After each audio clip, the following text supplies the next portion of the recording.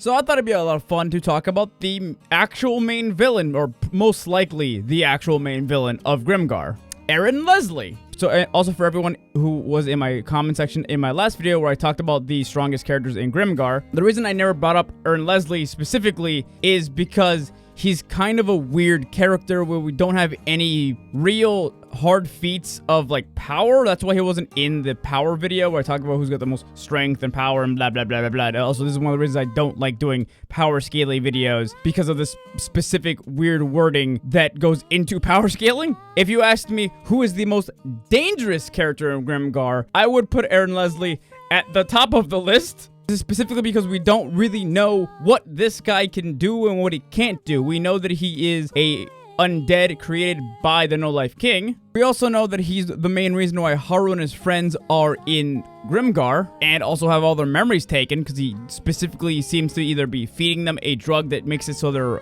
memories get like suppressed, or he uses another relic that does that entirely and just uses the drug itself to put them to sleep. We have no idea. We know he has a magical tent that appears randomly and has a bunch of magical keys and doors that can just trap you in there and send you to different worlds, different realities, or you can just starve inside the tent.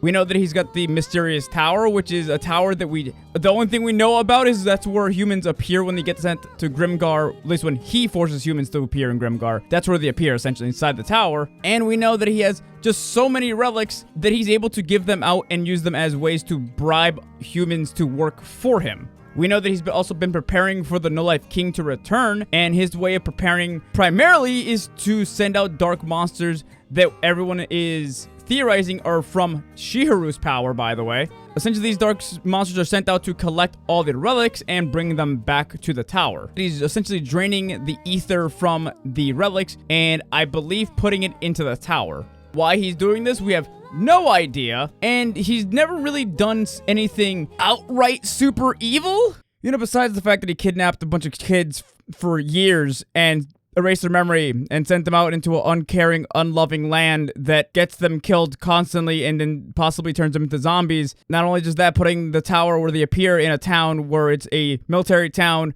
where the people there are going to use and abuse these kids for years for the economy. Okay, so maybe he is just fucking evil. He's also definitely okay with just betraying people, because he betrayed Shinohara, essentially. Shinohara was told that he could go back to his original world, and was also given relics to help him in his adventures out in Grimgar by Leslie. And Leslie has absolutely no problem sending dark monsters to go capture Shinohara and possibly kill or absorb him. We still don't know. What the fuck was I talking about when I said he wasn't evil? Never mind. The more I think about it, the worse it fucking gets. And we also know that he offered Chihiro a way out of Grimgar and a way to go back to her actual world in exchange for her helping him. I also have this nagging feeling that he's manipulating other people to essentially push volunteer soldiers to go where he wants them to go, but I'm not 100% on that. He is also the guy who gave Jin Magus his magical ring that can absorb the energy from people around him and put it into himself. And this is a very powerful relic. He can only use it for about 3 times, but Aaron Leslie has absolutely no problem with the shadow creatures absolutely just stabbing and murdering this guy, which for the record, I find interesting that the story shows Jin Magus dying by getting stabbed through the chest, but it goes out of its way to actually not show the other characters actually being killed, which makes me think that they got absorbed instead of actually being killed.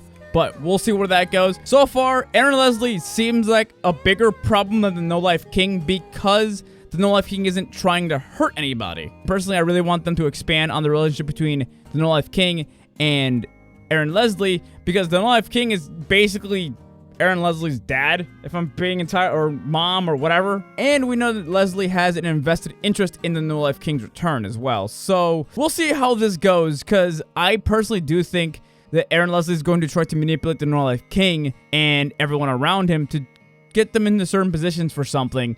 That something is completely unknown to me, but I'm very interested in seeing like where this goes. Also, for the record, if anybody's curious, the story describes Aaron Leslie as a carnival leader, and he's supposed to have like a top hat, a cane, and look very fancy. But in the only picture we have of him, he's essentially just in a robe, and we have no actual like good looking art of him. And I really want in the next books to show us some art of what this guy actually looks like. But if you made it this far into the video, I really appreciate it. If you guys want to know more about Grimgar, let me know in the comments down below. If you have any questions, any theories you want me to make videos on, leave them in the comments down below, and I'll get to them. Thank you for all the subscribers over on our Twitch. If you guys want your name to show up at the end of the video, either subscribe to our Twitch or use the thanks feature here on YouTube, and you'll help me by helping me pay for my bills and also treats and toys for my dog. Thank you very much for watching, and I'll see you guys in the next video. Have a great night. Bye.